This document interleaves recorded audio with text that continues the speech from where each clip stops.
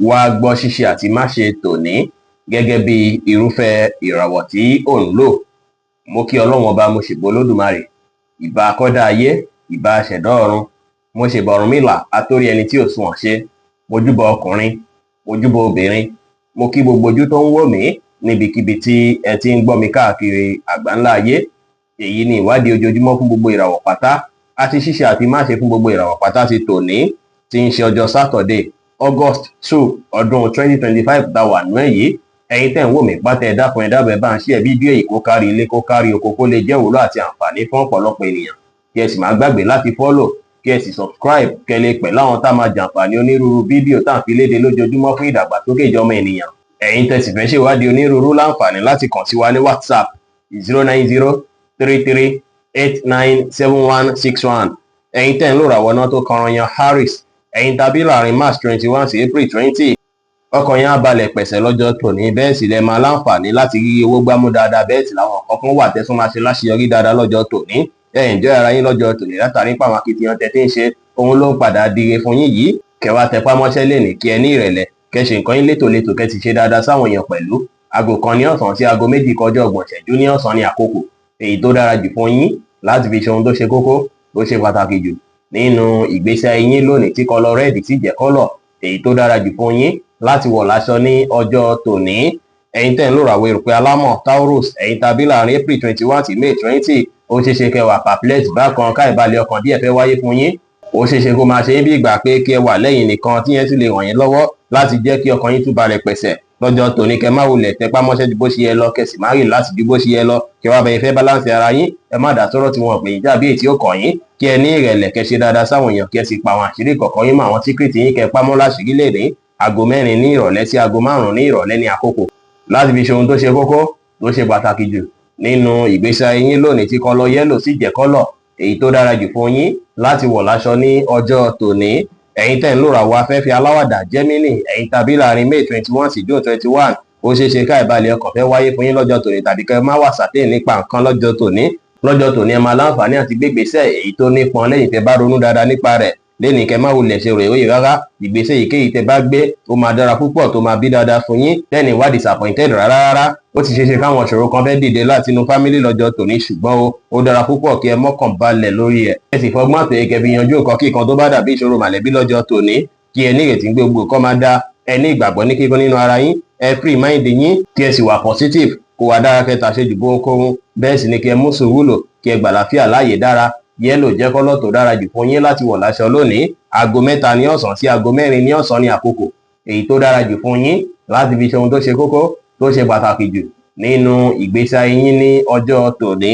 Ẹ̀yin tẹ́ ń lò ràwọ̀ omi agbára Cancer, ẹ̀yin tàbí láàrin June 22 sí July 22, ó ṣeéṣe kó ṣe yín bí ìgbà pé kẹ́ tún wòye sí àwọn ìgbésẹ̀ kan tẹ́ ń gbé àbí nǹkan tí ẹ ń pinnu lé lórí lẹ́yìn bí ijọ́ mẹ́ta tó ṣe é pé ó ti ń rẹra tẹ́tí stress ara yín díẹ̀. Ó ṣeéṣe kó wùn yín lénìí láti relax, láti rí dájú pé ẹ ṣe nǹkan tá mú kí inú ìdùn káyọ̀ yín kọ́kàn yín sì balẹ̀. Ọjọ́ tòní jọ́jọ́ tó dára púpọ̀ fún yín láti fi wá ìrọ̀rùn, láti fi wá àlàáfíà, láti fi sinmi. Ẹ má pẹ̀jú níbi ìpéjọpọ̀ kí ìpéjọpọ̀ tí ẹ bá lọ tàbí tí ẹ bá wà pàápàá tí bí ò bá tẹ́ yín lọ́rùn. Bẹ́ẹ̀ sì ni lọ́jọ́ tòní kẹ́ mọ́kàn balẹ̀, kẹ́ sì rí dájú pé báwọn èèyàn sọ̀rọ̀ pẹ̀lú ìfẹ́. Aago 4 ní ọ̀sán sí aago 6 ní ìrọ̀lẹ́ ní àkókò èyí tó dára jù fún yín láti fi ṣe ohun tó ṣe kókó tó ṣe pàtàkì jù nínú ìgbésí ayé yín lónìí, tí kọlọ green sì jẹ́ kọ́lọ̀ èyí tó dára jù fún yín láti wọ̀ láṣọ ní ọjọ́ tòní.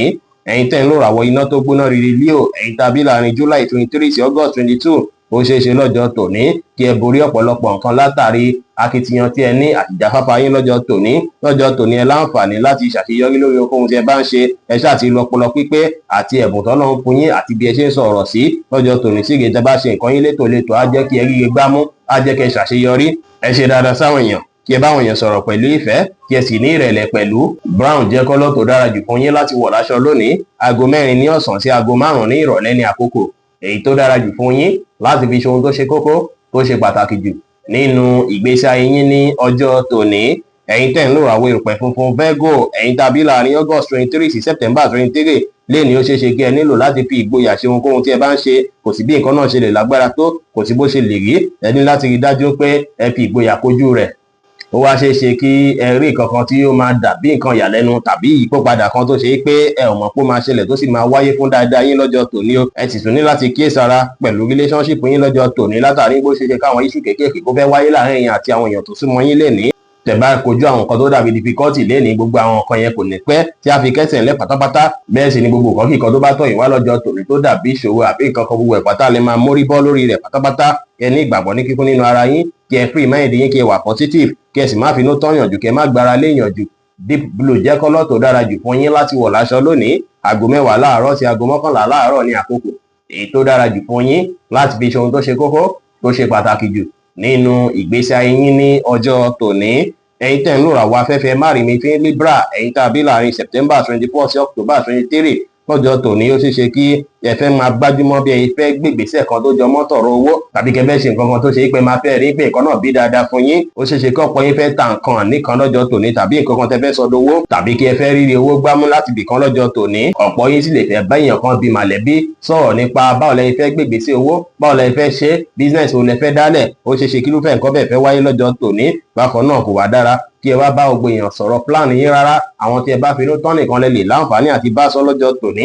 Ẹ ṣe dáadáa sáwọn èèyàn kí ẹ sì wá àkókò láti fi ṣe prayer pẹ̀lú. Aago kan kọjá 30 ìṣẹ́jú ní ọ̀sán sí aago 3 ní ọ̀sán ní àkókò èyí tó dára jù fún yín láti fi ṣe ohun tó ṣe kókó tó ṣe pàtàkì jù nínú ìgbésí ayé yín lónìí, tí kọ́lọ̀ orange sì jẹ́ kọ́lọ̀ èyí tó dára jù fún yín láti wọ̀ láṣọ ní ọjọ́ tòní. Ẹ̀yin tẹ́ ń lò ràwọ̀ omi tútù Scorpio, ẹ̀yin tàbí láàrin October 24 sí November 22 látara àwọn nǹkan tó ṣe é pé ẹ̀yin gan òhulẹ̀ mọ̀ nípa rẹ̀. Ó ṣeé ṣe kí ìbínú fẹ́ dé, tàbí kí àwọn nǹkan tó ṣe é pé a fẹ́ máa jẹ́ kẹ́ kanra kó fẹ́ wáyé lọ́jọ́ tòní. Ó ṣeé ṣe kí ẹ fẹ́ máa bínú ṣẹ́ṣẹ́ṣẹ́, tàbí kẹ́ fẹ́ máa kanra láì nídìí lọ́jọ́ tòní. Ẹ wá gbìyànjú láti avoid pátápátá. Ó dára kẹ́ wulẹ̀ figure out àwọn nǹkan tó ń fa àwọn nǹkan wọ̀nyí ju kẹbẹ̀ sí fi react lọ lẹ́ni kẹ́ mọ́kàn balẹ̀. Ìyẹn máa jẹ́ kí gbogbo ọjọ́ tòní kó lọ bó ṣe kó lọ fún yín. Ẹ má finú tán yànjú, ẹ má gbára lé yànjú. Ẹ tẹpá mọ́ṣẹ́ kí ẹ ní ìrẹ̀lẹ̀ lénìí. Bẹ́ẹ̀ sì ni kẹ́ jìnnà sí ìbínú pátápátá. Aago 2 ní ọ̀sán sí aago 3 ní ọ̀sán ní àkókò èyí tó dára jù fún yín láti fi ṣe ohun tó ṣe kókó tó ṣe pàtàkì jù nínú ìgbésí ayé yín lónìí, tí kọ́lọ̀ grey sì jẹ́ kọ́lọ̀ èyí tó dára jù fún yín láti wọ̀ láṣọ ní ọjọ́ tòní.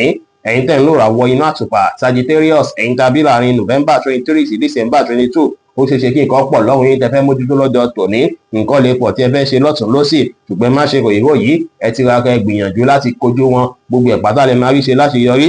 Ẹ wá mú sùúrù lò, kí ẹ má ṣe bínú rárá lórí ohunkóhun. Gbogbo nǹkan máa lọ bó ṣe yẹ kó lọ fún yín. Ẹ má kàn jíjú bó ṣe yẹ lọ lórí ohunkóhun lénìí. Ẹ wà focus, kí ẹ mú sùúrù lò, kí ẹ sì tẹpá mọ́ṣẹ́ lénìí. Light blue jẹ́ kọ́lọ̀ tó dára jù fún yín láti wọ̀ láṣọ lónìí. Aago 5 ní ìrọ̀lẹ́ sí aago 6 ní ìrọ̀lẹ́ ní àkókò èyí tó dára jù fún yín láti fi ṣe ohun tó ṣe kókó tó ṣe pàtàkì jù nínú ìgbésí ayé yín ní ọjọ́ tòní. Ẹ̀yin tẹ́ ń lò ràwọ̀ erùpẹ̀ eléruko Capricorn, ẹ̀yin tàbí láàrin December 23 sí January 19, móòdù yín lè rí bákan lọ́jọ́ tòní. Ó ṣeé ṣe kí ẹ ní mood swing lénìí bí kẹ́ wà ní bad mood, ṣùgbọ́n má ṣe ròyìnròyìn rẹpẹtẹ. Ẹ má olè jẹ́ kí àìbalẹ̀ ọkàn wáyé fún yín. Ẹ má ní poruru ọkàn, kí ẹ sì má lérò pé bóyá agbára ò wà fún yín àbí okun ò wà fún yín láti ṣe ohunkóhun. Ẹ mọ́kàn balẹ̀, ẹ wá gbogbo ọ̀nà láti rí dájú pé ẹ borí àwọn nǹkan tó dàbí feelings yìí. Mood swing á máa wáyé lẹ́ẹ̀kọ̀ọ̀kan nínú ìgbésí ayé èèyàn, ṣùgbọ́n tẹ́ bá lè gbìyànjú láti distract ara yín pẹ̀lú ṣíṣe àwọn nǹkan kan tó ṣe é pé á tún mú kí inú yín dùn, yẹn lè ràn yín lọ́wọ́. Ẹ má tàṣejù bo ohunkóhun lénìí. Ẹ ṣe àwọn nǹkan tá mú kí inú yín dùn, káyọ̀ yín kún, kí ẹ sì wà positive. Green jẹ́ kọ́lọ̀ tó dára jù fún yín láti wọ̀ láṣọ lónìí. Aago 3 ní ọ̀sán sí aago 4 ní ọ̀sán ní àkókò èyí tó dára jù fún yín láti fi ṣe ohun tó ṣe kókó tó ṣe pàtàkì jù nínú ìgbésí ayé yín ní ọjọ́ tòní. Ẹ̀yin tẹ́ ń lò ràwọ̀ afẹ́fẹ́ oníbínú Aquarius, ẹ̀yin tàbí láàrin January 20 sí February 19, ẹ lọ ọjọ́ tòní láti fi relax pẹ̀lú àwọn tó ṣe é pé wọ́n ṣe kókó fún yín nígbètí ayé yín bíi màlẹ́bí àtàwọn alásùnmọ́ yín. Ẹ lọ àkókò àti ìgbà pẹ̀lú wọn. Ẹ ṣe àwọn nǹkan tó ṣe é pé abígbàṣepọ̀ yín wọnú ara dáadáa sí lọ́jọ́ tòní. Bẹ́ẹ̀ sì ni tẹ́ bá ní nǹkan tó ṣe kókó láti ṣe láàyè iṣẹ́, ẹ má wulẹ̀ sẹ́gbẹ́ fẹ́ neglect ẹ wulẹ̀ gbájúmọ́ ní ṣíṣe ló dára. Kí ẹ gbìyànjú láti ṣàṣeyọrí lórí okòwò tí ẹ bá ń ṣe láàyè iṣẹ́. Kẹ́ tẹpá mọ́ṣẹ́, kẹ́ ṣe dáadáa sáwọn èèyàn lénìí, kí ẹ ní ìrẹ̀lẹ̀, kí ẹ sì wà determine. Ẹ lè wọ kọ́lọ̀ green, bẹ́ẹ̀ sì lẹ lè wọ kọ́lọ̀ yellow lénìí. Aago 2 ní ọ̀sán sí aago 4 ní ọ̀sán ní àkókò èyí tó dára jù fún yín láti fi ṣe ohun tó ṣe kókó tó ṣe pàtàkì jù nínú ìgbésí ayé yín ní ọjọ́ tòní. Ẹ̀yin tẹ́ ń lò ràwọ̀ omi tí kì í ru Pisces, ẹ̀yin tàbí láàrin February 20 sí March 20, á ṣe yín bí ìgbà pé kí ẹ jáde lọ kúrò ní lọ́jọ́ tòní láti fi wá ìfọ̀kànbalẹ̀ fúnra yín. Ẹ máa fẹ́ gbé gbogbo nǹkan tó dàbí tension àtijọ́ mẹ́ta tó wà lórí, ẹ máa fẹ́ gbé kúrò sẹ́gbẹ́ kan. ẹ máa fẹ́ kọ́kọ́ yín wà ní àfọ̀mọ́. ẹni dára púpọ̀ láti fi ṣe àwọn nǹkan tó ṣe pé á mú kọ́kọ́ yín balẹ̀ pẹ̀sẹ̀ láti mú kẹ́ lè láǹfààní àti relax. tíyan bá sì ṣẹ̀yìn kẹ́ má jẹ́ ó pẹ́ lórí ìkúnlẹ̀ ṣáájú kẹ́ tó foríjì lénìí. kẹ́ sì ṣàwọn nǹkan tá mú kí inú ìdùn káyọ̀ yín kún pẹ̀lú. yẹ́lò jẹ́ kọ́lọ́ tó dára jù fún yín láti wọ̀ láṣọ lónìí. aago 2 ní ọ̀sán sí aago 3 ní ọ̀sán ní àkókò èyí tó dára jù fún yín láti fi ṣe ohun tó ṣe kókó tó ṣe pàtàkì jù nínú ìgbésí ayé yín ní ọjọ́ tòní. bí ó ṣe jẹ́ nìyẹn fún gbogbo irúfẹ́ ìràwọ̀ méjìlá tó wà pátá. ẹ̀yin tẹ́ ń wò mí pátá ẹ má gbàgbé pé Ọlọ́run Ọba Olódùmarè nìkan lọ́ba tó ní ìmọ̀ jùlọ. fẹ́yìn tẹ́ fẹ́ ṣèwádìí onírúurú ẹ láǹfààní láti kàn sí wa ní WhatsApp 09033897161. ire gbogbo ajẹ́ tiwa lónìí lọ́sẹ̀ yìí lóṣù yìí àti ní gbogbo ọjọ́ ayé wa láṣẹ Ìdùmarè. ire o.